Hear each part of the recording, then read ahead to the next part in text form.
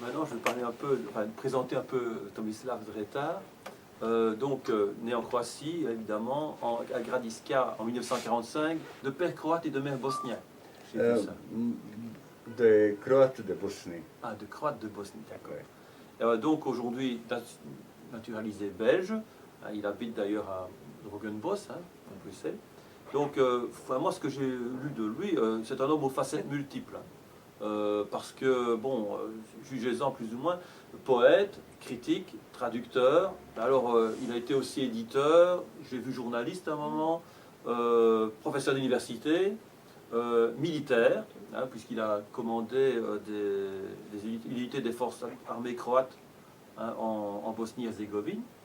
Mais contre les Croates Mais aussi. contre les Croates, oui, c'est ça le problème. Mais c'est pas très facile de le faire comprendre ça. Croates qui venaient de faire intrusion sur l'explication qu'ils font la défense des minorités croates en Bosnie-Herzégovine, mais c'était bien une invasion contre l'État de Bosnie-Herzégovine. Et moi qui ai bien compris qu'ils sont passés d'autre côté de la constitution d'un État, Bosnie-Herzégovine, à qui j'ai fait le serment. Donc j'étais obligé de défendre la constitution, même s'il s'agit que mon frère et l'autre côté qui en face de moi. Et pour cette raison, je suis un traître croate, mais je ne suis pas traître dans mon cœur. J'ai défendu la vérité. Voilà. Et donc, comme poète, Tomislav Dretar a publié plus de 15 livres, hein, en croate, en italien, en français et même en rome, j'ai vu. Oui. Ouais, même en rome. Comme critique, plus de 300 articles et essais scientifiques. Comme traducteur, bien, moi ce qui m'a surpris, il a traduit la Bible de Jérusalem en croate, ainsi que le Coran, première traduction en croate du Coran. Et écuménique aussi, Et mais oui, pas d'arabe. Ce sont des traductions françaises que j'ai traduites, mais langue française, ce n'est pas aussi. Les gens disent, mais tu n'as pas traduit un Coran d'arabe. Est-ce que tu penses que l'arabe est moins compliqué que le français? Il y a alors pas mal d'écrivains belges aussi et français, comme Xavier Deutsch, Michel Lambert, François Emmanuel, Gérard Adam évidemment, aussi, Monique Tomasetti, enfin bon. Et alors plusieurs écrivains croates en français aussi. On travaille ensemble. Avec l'aide de Gérard. Je suis un traducteur avec l'aide de Gérard. Comme vous l'avez déjà dit, vous avez été très engagé dans votre pays, hein, bon, parce que comme vous savez, vous étiez prêt à mourir pour vos convictions, et vous avez dû vous exiler en Belgique, donc dans une autre terre, dans une autre langue. Alors moi je me demande si le passé et l'exil, si ça a eu une influence déterminante sur votre écriture, et c'est l'envie de passer les mots, d'être un passeur de mots comme ça en étant traducteur, c'est pas d'être un peu un passeur de lumière. La plus grande partie de mes écritures, des textes que j'ai écrits, sont écrits en l'ex-Yougoslavie, donc avant la guerre. Et la guerre n'avait aucune influence sur ma poésie, et mes recherches, mes réflexions. J'avais bien m'exprimer après la guerre par Internet, mais sur mon blog, dans plusieurs blogs chez l'autre, et comme ça, mais ça, je ne compte pas dans mes œuvres, c'est ma réaction personnelle sur l'actualité.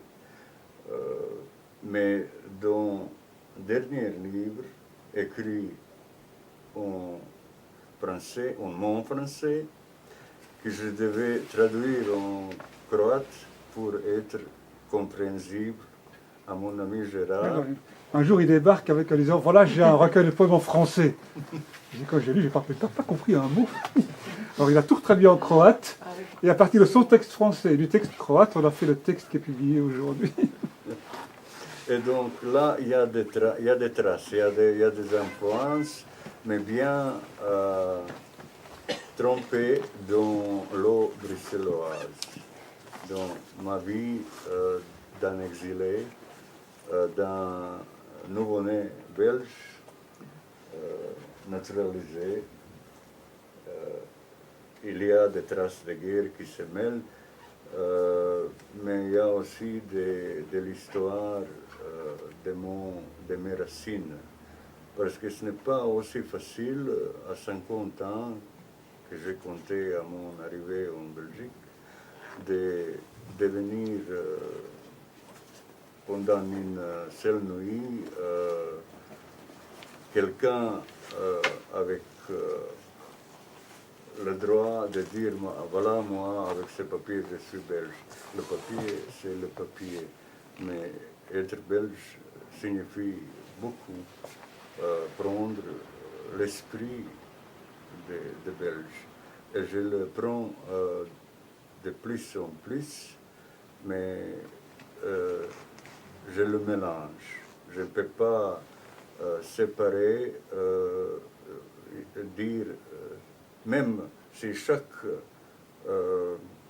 écrivain, en effet, chaque personne, selon le nouveau travail de psychoanalyse, contient plusieurs personnes dans cette identité et aussi des clones, et ça dépend des caractères qui va gagner dans le combat intérieur de chaque entre nous. Il y a des temps où sont nous, chacun d'entre nous, au matin une personne, à midi quelqu'un autre, et le soir troisième.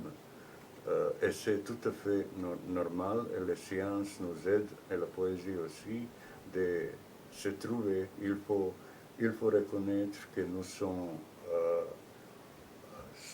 rien que moi, et ce moi est composé pas de multitude, mais de quelque chose qui n'a pas encore une définition. C'est bien plusieurs personnes en chacun entre nous. Moi et toi, en effet, n'existe pas. Ce qu'il existe, c'est moi. C'est le soi et le moi. Et l'autre, toi, nous, eux, c'est une, pas illusion, mais c'est notre projection de notre moi dans l'autre.